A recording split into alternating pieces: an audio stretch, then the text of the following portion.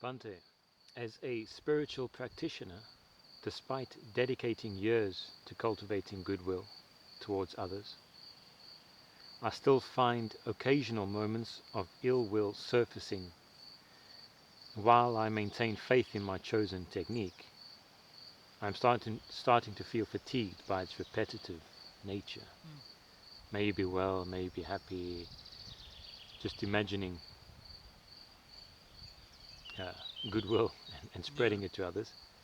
So I'm curious if there's an alternative approach to sending goodwill to others that could rejuvenate my practice and infuse it with new energy. No. There is no alternative way of sending anything to others. Yeah. So the only way to not act out of ill will is to... It's not through fabricating love towards others and pasting it over the basis of ill will, the basis of irritation, the basis of greed, aversion and distraction. It's the only way to truly have friendliness towards others in an unshakable manner is if you have uprooted the basis for non-friendliness, for greed, for aversion, for distraction. So you are closer to practicing metta rightly. I must have said this before. If you're learning, if you're basically becoming able, if you're developing a skill of not acting out of your emotions by body, by speech, and mentally as well, then by hundreds of years of spreading goodwill thoughts and love towards others. That's just like applying a band-aid to an infected wound without having the slightest notion of how to actually treat the infection, just hoping that the band-aid will extinguish the inflammation. But it won't, it will make it worse because it's brewing underneath. Because the circumstances, it can seem like it's working, like having thoughts and wishing people well. Your circumstances are, you're probably living in an environment, you're not starting arguments, things are quite calm, so you're not getting angry, you're not in circumstances which are inviting of arguments, basically. Well, yeah, So yeah. Are you not getting angry because the mind is immovable by the thoughts of irritation? Or are you not getting angry because there's currently nothing annoying you? But if there were something, you would not be able to not get angry.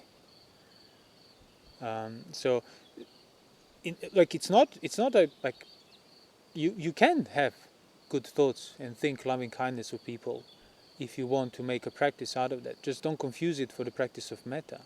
Don't confuse it for the practice of uprooting the ill will, because it isn't. If you just want to spend your day thinking nicely about people, that's fine. There's no problem with it. The problem is when you think that those practices, those fabricated thoughts would somehow magically uproot the liability to ill will and irritations and resistance, that it does not exist on the level of other people. The root of ill will is the root of resistance towards your own physical presence and the feeling that's felt there. So that patiga that the suttas talk about, the resistance towards your own feeling, if it's unpleasant, that's the root of ill will. Everything else is second to it. So the whole practice of friendliness is as basically as like the suttas describe very often.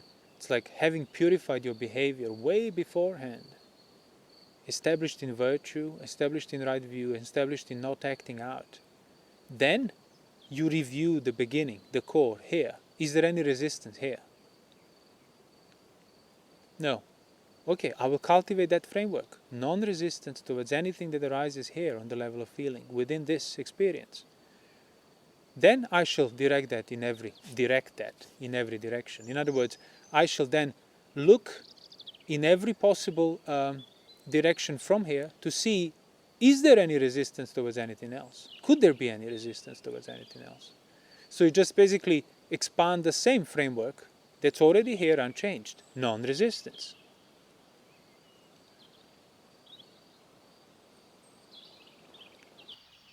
But yeah, if you're not resisting that unpleasant feeling, you can't be angry with others.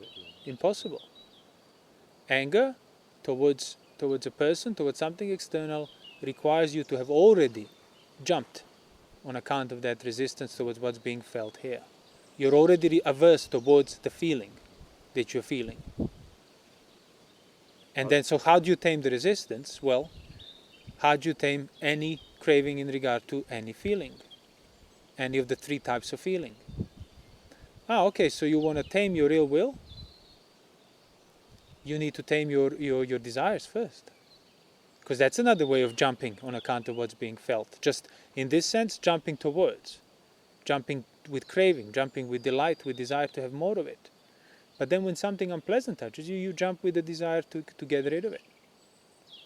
I mean, the whole practice of metta, it's like one of the, it's the Brahma Viharas. It's the dwelling of the Brahmas.